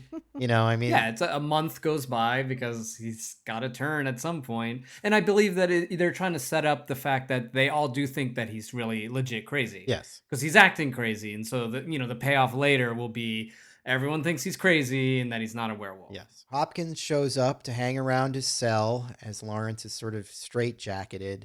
And then we get the story of, how Dad became a werewolf, which was he was, out in the Himalayas or something. And he went to a cave and the Gollum werewolf boy was in the cave. And that werewolf boy bit him. And that's, how he became a werewolf. If you're wondering why that's the story, it is similar to the setup of the story in Werewolf of London, the original werewolf movie from that was actually before the Wolfman. Sounds vaguely racist. Yeah, it probably was. There's some feral Asian kid, man. God damn it. Yeah, it was racist. We'll just assume it's racist if it's old. And this is when we get confirmation in a flashback that Dad killed Mom as a werewolf, which is surprising to no one. And we get a look at the Anthony Hopkins werewolf, and the Anthony Hopkins Wolfman. It's pretty good. It looks more like it's CG than makeup to me. It's just for a flash, so who knows? My guess is probably Anthony Hopkins was not keen to put on tons of makeup, so Mhm. he's probably they probably had to do it like that because he wouldn't go for it. Well, it's also where we learn that this is when Larry says to Dad, like, you should just kill yourself. And he's like, I considered Right. that, but life is too good. Yeah, I like that. Wolfman is awesome. Yeah. Yep. But he gives Larry a straight razor and it's like, you Yeah. can kill yourself. You should. And then so yeah, he gives Larry the razor, and then we see Hopkins leaving the asylum, and he's jamming down on the harmonica as he walks out. Yeah, and I had even said to you, I was like, who is playing the harmonica in this asylum? And you were like, that's Hopkins. Like, he's just like, do on the little mouth harp going down the hallway. He's doing a little John Popper as he walks down the hallway. Yeah, the character is musical. He's always playing the piano, and Yeah. I know that Anthony Hopkins always plays the piano, and like Oh. anytime he can put it into a movie, he even writes the pieces, and then so he'll play some noodle on the piano, and they'll be like, "Leave it in." What is that? He's like, "I wrote that," and then so he does that a lot because he's a pretty accomplished pianist. Oh, cool. So that's totally That's cool. Hopkins. Okay. Yeah. Nice. All right, cool. Well, that's good to know. Then we go on to what may be the best scene in the movie, Yep. which is Yeah. the very ill-advised nighttime asylum lecture. I mean, at first I'm like, why are they doing this at night? But then the doctor says, like, well, I'm doing this to show you he won't turn into a werewolf. Yeah. Oh, Um, so good. But yeah, so they're in like a, theater, operating theater or whatever, and they wheel in Benicio, and he's in, like a strapped down chair. It definitely, at this point, we're veering into sort of dark comedy, because the doctor is, lecturing with his back turned to Benicio about how he's not going to turn into a Yeah. werewolf and how he's just crazy. And Benicio's like, "You need to go. Get out of here. I'll kill all of you." And nobody's listening. And then so the doctor's lecturing, and he starts to change behind him, and the guys in the theater are like pointing, like look behind you, and he just keeps So talking. good. It's pretty So good. funny. It's the best. The only thing that bothers me is that he doesn't kill everyone. I want everybody in that room dead. Yeah. It should have been a pile of bodies, man. Like that was the only More minor blood. quibble with that. Yeah, exactly. Oh yeah. Fuck all those guys. Yeah, I mean, yeah, they did promise everyone would die, and not everyone dies. And the transformation, they do like show his like jaw like Mhm. snapping and like Yeah. teeth rolling into weird places. Yeah. I thought that was cool. That like, oh, we'll save some weird transformation stuff for this time, so that you see different anatomy changing. Yeah, and the first transformation is done in that crypt, and it's sort of dark, and there's candlelight. And so, Yeah. this is like bright, this is a brightly lit, Yeah, nothing to hide. operating theater. And he's, they're really showing you the change. I think that change looks really good here. Actually, Yeah. I was really like I was super into this and just really ready for Larry to fuck everybody up. And it looked so much. The change I liked it so much better in this scene. And I don't know if it was partially because it was leading up to something that was going to be very satisfying. You knew it was going to be Right. just the sweetest plum. It's all about the scene and wanting to see him go apeshit on all these doctors. It's a lot of fun. There's a funny moment where one of the doctors is trying to get out, and the guy's at the door, another guy's at the door and not letting him out. And meanwhile, Larry's carving through people left and right. Yeah, the guy at the door is like mopping the floor or something. Yes. And he was like, Yeah. he's like, I think it's locked. Yeah. It's the most. It's not my job. There's some like slightly poor wire work here, where you can tell like when he actually throws the main doctor out the window, you can, Yeah. and it's just like there's no weight to him at all. Yeah, and the he just kind of gravity's floats wrong. out the window instead of actually being thrown. But Yeah. it's nitpicky. It's just satisfying though. It's still all satisfying. Yes, yeah. Oh, and I just love that one part where like I think he's got like a big chunk of a guy in his mouth. Yeah. And he looks. That's when he spots the actual doctor, and then the piece of meat just drops, and he's like raw. It looks like a liver. Yeah, it is. That is a great shot. That is so good. And then he throws the doctor out the window, and he lands on the spiked fence, which is always good. Skewered, yes. Yeah. Somebody skewered on a spiked iron wrought fence is always a winning proposition. So Larry escapes from the asylum. He basically goes on sort of a rooftop chase scene. They have the scene. They have the sort of prerequisite scene where he like gets on a gargoyle and howls at the moon. It's an easy lay moment, but I'm an easy lay for gargoyle perches. Pretty much like that whenever it's in a movie. We get Hugo Weaving has clued into this, and he's sort of chasing him on ground while the Wolfman is running across the rooftop. We get a really, this sequence really sort of highlights this running thing where he's running, along the roofs, and then he drops onto all fours and starts running on all fours. Again, this moment feels to me kind of like a superhero movie moment, because he's going from rooftop to rooftop, and I can see why maybe some people, who are expecting a more sort of straightforward, grounded horror movie might not like this stuff, but I like big budget spectacle, and this is where the movie is sort of delivering on that. For sure. Why would you have an issue with this? Just because it's too CG and too fantastical? It's just not a horror movie thing. It's it's like I said, it's like a big budget. It's more of a sci-fi or superhero thing. Because to him like jumping off of rooftops, or just to be like a big sort of animal loose? Because I mean, isn't that what American Werewolf in London ends like that? So I Right. don't know. But not done with $100 million in computer Right, generated right. effects.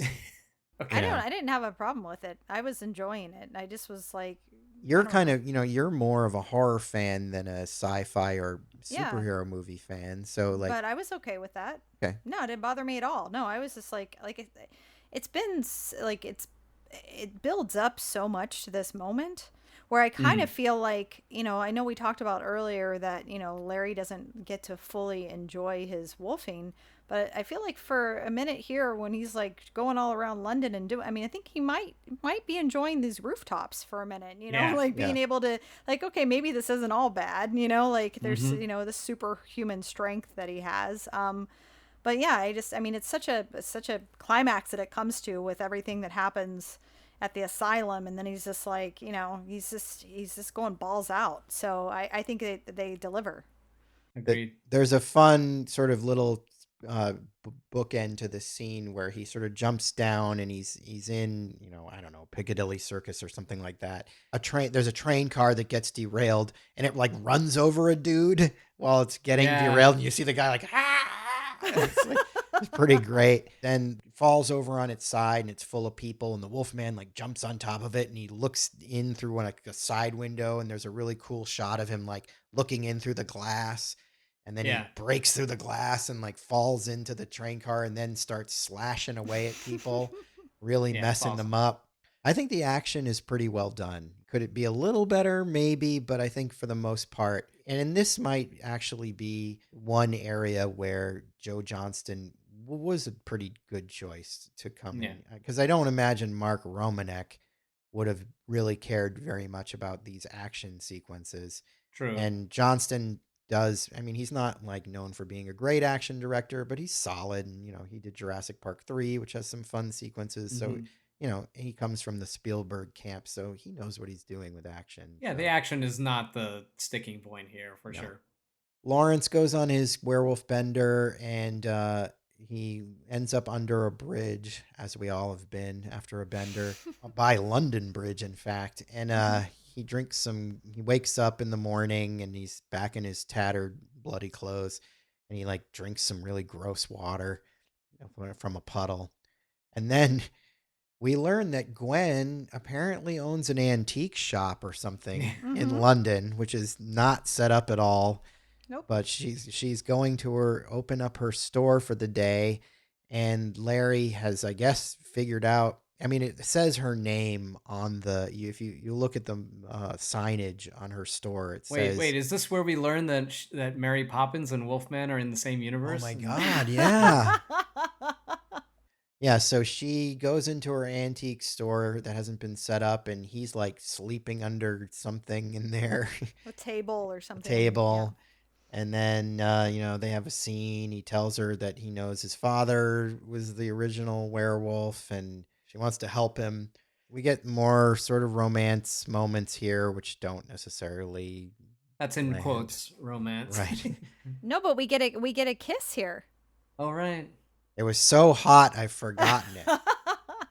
Anyway, Hugo Weaving shows up, and he shows her the newspaper drawings of the wolf carnage, and he basically detains her.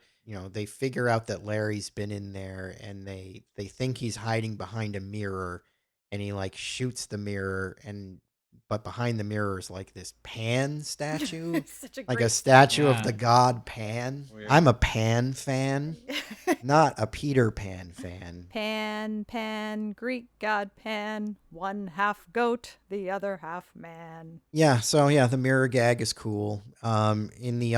Now in the unrated cut, that's where we get the scene of Larry walking around London, and there's a paper boy selling papers like Wolfman kills everyone, and Larry buys all the papers from him. A sort of weird comedic moment that doesn't really fit, but then we get this montage as both of them make their way back to the Blackmoore mansion. She's on a train and a horse and stuff, but poor he's just hoofing it the whole way. That's right. Yeah. Climbing through the moors, looking very forlorn. Yeah, and Seriously. there's like a solid 5 to 10 shots of him, depending on which version you watch, of like just walking around. If they didn't do that, everybody would be like, what, he just walked back in like a Yeah, day? exactly. Yeah. You can't win. Gwen is trying to find Geraldine Chaplin's gypsy woman. So she does eventually meet her in a barn. And, there's this whole sort of scene where she's talking about how much, she wants to save him. And it's kind of like a uncomfortably anti-feminist sort of moment, where it's like, I can change him, that kind of thing. Yeah. Like, I It can always change works. the abusive boyfriend Right. moment, which was a little uncomfortable there. Also, at this time, though, there's a total suit up scene going on with Hugo Weaving. Yeah. He's riding in the carriage and loading up his silver bullets because Yeah. he's a believer now. Yes, he's turned a corner on this Wolfman, this werewolf business, and he's ready to like lay down some silver bullets. Wouldn't all of London have turned believers after a giant Wolfman just came marauding like in Piccadilly Square? I mean, come on, what's going on? Fake news, Chris. Fake news. Yeah, that's true. That's true. There were crazy urban myths going around London in that period. There was a famous sort of monster called Spring-Heeled Jack that would like supposedly come jumping down from roofs and like attack people and then jump away into another roof doing impossible things. So that kind of stuff actually happened in London, and there was never any explanation for it. I'm sure I'm in all parts of the world, but there are famous stories from London of crazy stuff like that. So Larry makes it back to the manor just in time for the full moon, but poor Kim Thale, Sikh manservant, is dead. He's a corpse sort of hanging on the wall. So I guess we're to assume that Pop killed him, didn't have any more use for him. He's that was lame. Why? I wanted to see what happened to him. I mean, what? Well, and they sort of set him up as a badass, so... Yeah, he's a great shot, and then, like, he's just dead? It is off screen, and we don't get any... I mean, we can only assume that it was Dad wolfing out when he did it, Yeah. But it's, he deserved an on-screen kill if he was going to die. Larry gets the key off of the dead Sikh that unlocks his trunk full of silver bullets. The dog, who we haven't mentioned, I forget his name, but he gets sort of a big dog. He gets a nice jump scare here. And one thing I appreciated, shit is about to go down in the manor, but Larry lets the dog out. Yeah. He lets him That's go. cool. Does the Wolfman also let the deer go at one point too and chase a man instead of a deer? Yeah, the deer, when they first try to trap him with the deer, he doesn't kill the deer. The dog is That's Samson, cool. by the way. Samson, yeah. Nice. Larry hears Dad in the parlor playing the piano, playing it with bloody fingers. Mm-hmm. Yeah, it's a cool shot. Very cool. I guess it's the Sikh's blood on his fingers. I don't know. Somebody's blood. Well, there's a dead guy on like the chair. Too, right. It's the inspector's pal. Hugo Weaving's right-hand guy. Yeah. Then we get sort of Hopkins doing the supervillain speech. It's pretty great. Hopkins ham. So yeah, they kind of have their big confrontation moment. Hopkins hits him with the cane at that point.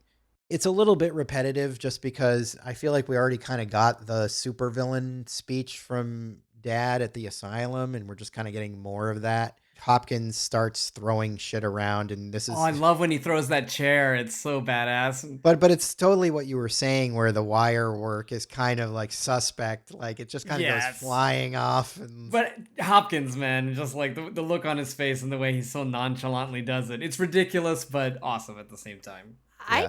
I didn't have an issue with any, like, I just like buy in that these like wolf dudes have all the strength in the world, so like anything is gonna be like just like nothing, it's like no, I like it in concept. Yeah. It's just like technically, if you're really paying attention to it, yes, it looks a little like somebody yanking a wire and pulling a piece of furniture off screen. Exactly. Right. So they both wolf out, and they do the thing where they like charge at each other and like smash chests.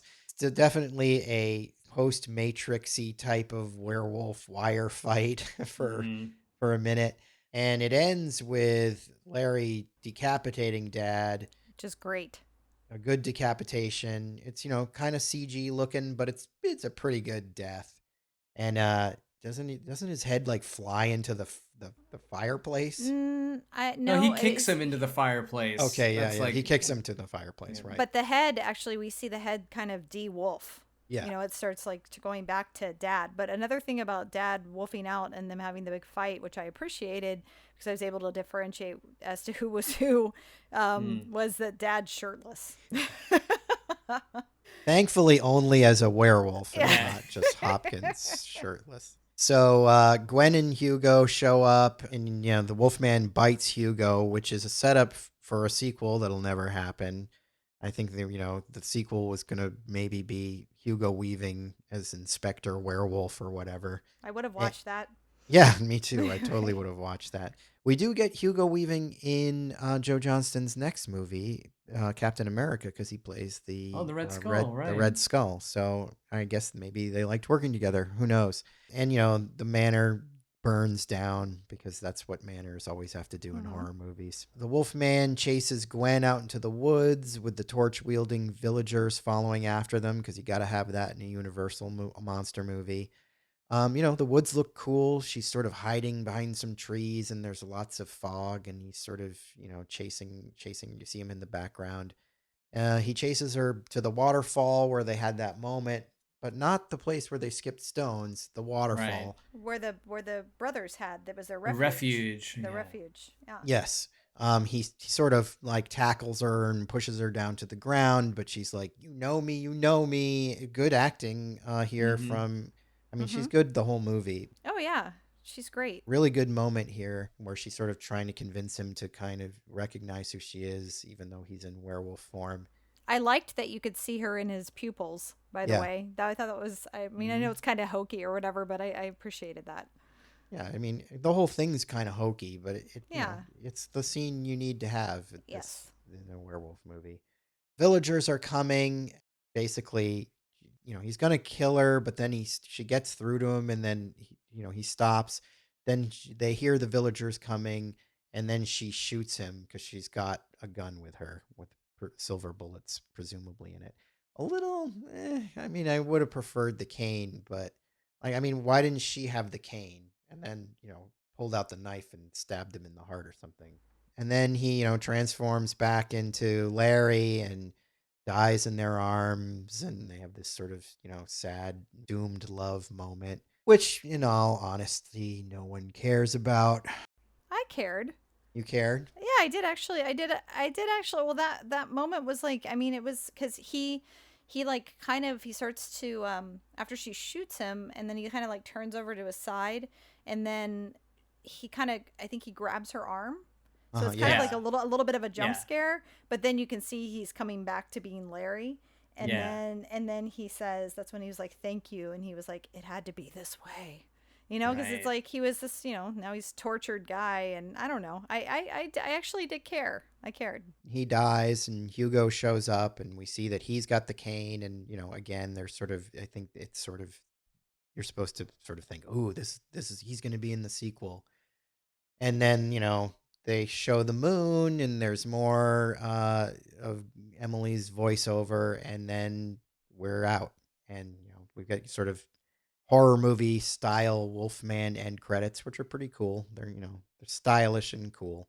I can't help but think of, Dracula, where Mina chops Dracula's head off, and, they're the sort of lovers' souls that are always meant to be. So that makes sense to me that, she should be the one to kill him. But I just feel like they're trying to shoehorn that same story into this by the gypsy saying it has to be someone who loved him. I'm like, well, does she even say like, oh, for his soul to be fine? Or I mean, like, what's the point of that? Like, would he have lived if anybody else shot him with silver bullets? Like, why does it have to be someone who loved him? It seems like they're just really forcing the Yeah, love story at this I point. think I think they are sort of going to that well. They're I think they're Hmm. figuring, hey, it worked for Dracula, Right. it'll work for the Wolfman. I definitely think this movie is trying to capture the magic of, in some ways, of that Coppola Dracula. That's Hmm. definitely what it's aiming for. Right. I mean, some people hate the Coppola Dracula, so Right.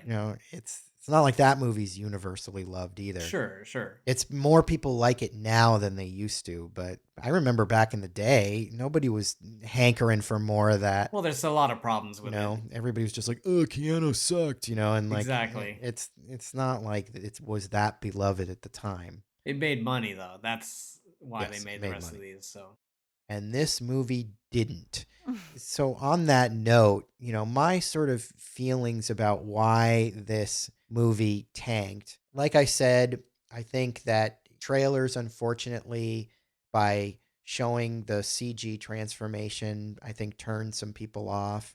I think that Benicio del Toro is not the kind of actor or leading man that brings in money, you know, like he's just not. If this had been Brad Pitt or somebody, I think it would have probably stood a better chance, even though I yeah, like Benicio and I know he was really passionate about doing this. I think that probably didn't help. And I think that, you know, when it came out, the reviews were pretty abysmal. And I think that is largely due to the sort of terrible editing. I think yeah. the editing is bad. And I think that sort of hurt the movie critically. I don't know if they had released the longer version in the theaters, if that would have been received any better, probably wouldn't have been, because I think, like Chris fairly pointed out, that I think a lot of the problems are in the script, unfortunately.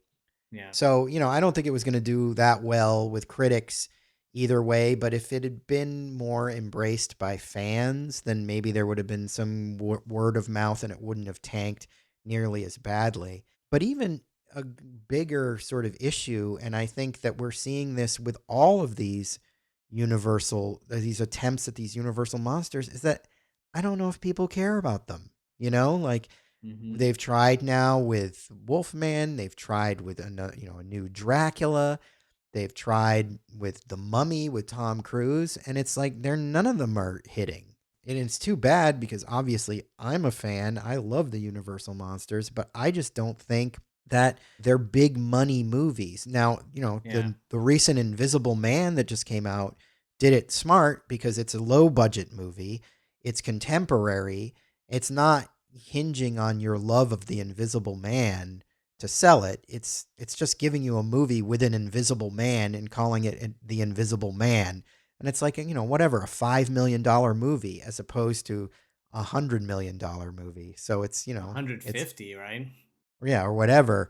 If you bring the budgets of these things way down and do these sort of scaled back attempts at rebooting these series and do them, you know, in a modern setting, which isn't to my preference because I like the cool gothic setting, but you know, you could probably do gothic for cheaper than 150 million. How do you know how much it costs to make Shape of Water? Because that's, I mean, that's clearly got some creature going on there. Yeah, I mean, but it was probably, you know, 50 million or something. But, you know, Shape of Water, while it had a lot of design, really rich design and everything, it didn't have a lot of action. Yeah, The action is what costs a lot of money yeah, for a lot of these things. You Mm. can have something look great and have it be period and stuff, but as long as you're not throwing in like massive action sequences, you know, you're not going to reach that $100 million mark or whatever.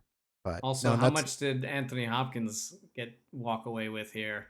I feel right. like he was commanding some money. the Yeah, costs were high, you know, and I think something like Shape of Water, though it's not like cheap, it's not, you know, Michael Shannon isn't going to demand $50 Right. million.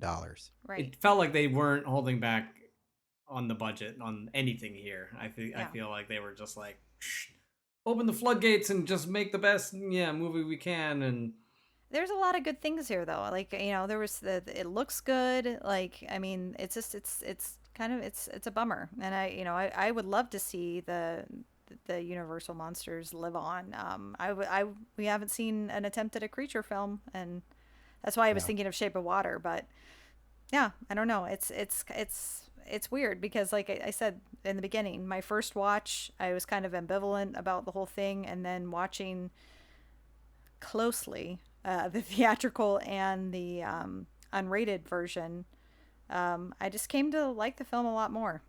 yeah, I think if you were to see if you were to see this movie, at a bar with the sound off, you'd probably be like, this movie looks incredible. Oh my God, the Wolfman, Anthony Hopkins is in this, Emily Blunt. You'd think this is the greatest movie, and then you'd go home, rent it, watch it with the sound, and go, wait, this movie sucks. Like, what happened, because the production design, the cinematography, there's so many of the elements are right, but then the crucial elements like the story, the editing, and the direction fail, and it's kind of like right down the middle where you got half good, half bad, and then it just doesn't come together.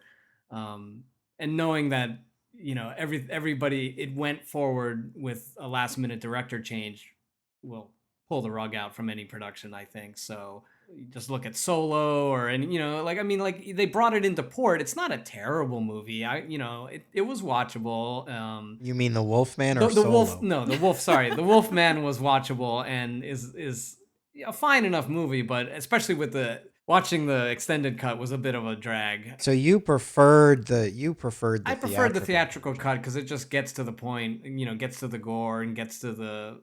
But I understand why you would watch the extended cut if you want to luxuriate in the feel of the movie, because the feel of the movie is good. They got the gothic horror thing. We've gone over it, and yeah, I think that it's just too boring, and they needed to add some more interesting twists and add a little bit more modern Blood.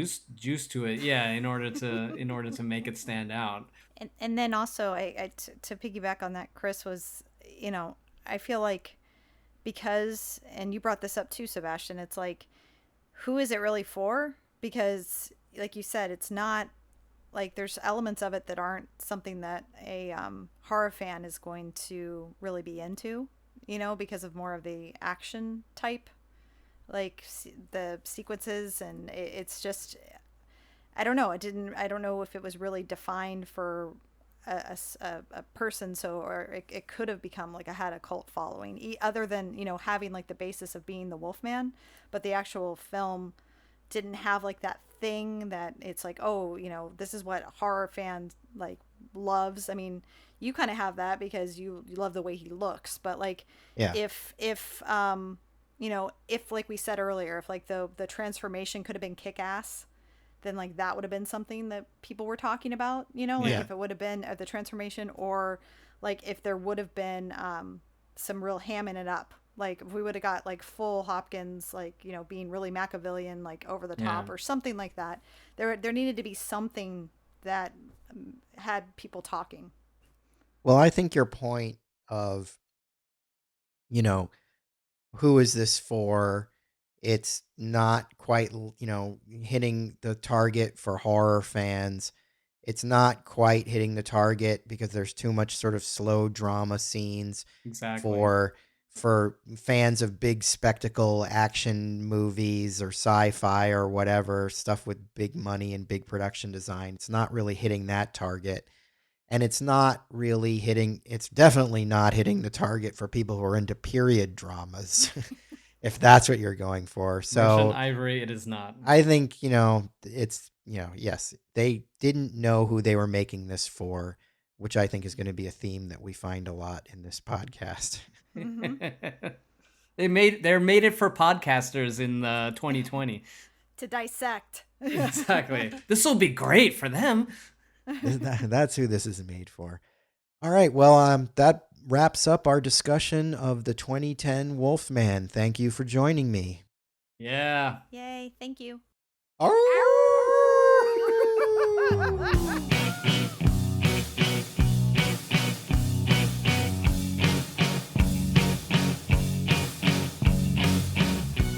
That about does it today for Tentpole Trauma. If you like what you heard, check out our social media presence on Instagram, Facebook, and Twitter. Just look for Tentpole Trauma.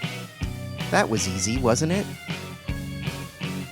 If you like us, hit subscribe and leave us a sterling review on iTunes, if you dare. If you really like us, head over to patreon.com and get involved in one of our fabulous tiers. You'll be glad you did. Want to communicate with Tentpole Trauma? Send an email to tentpoletrauma@gmail.com. We'd love to hear from you. And who knows, One day you may even get your email read on one of our shows. Well, thanks for listening, and we'll see you real soon.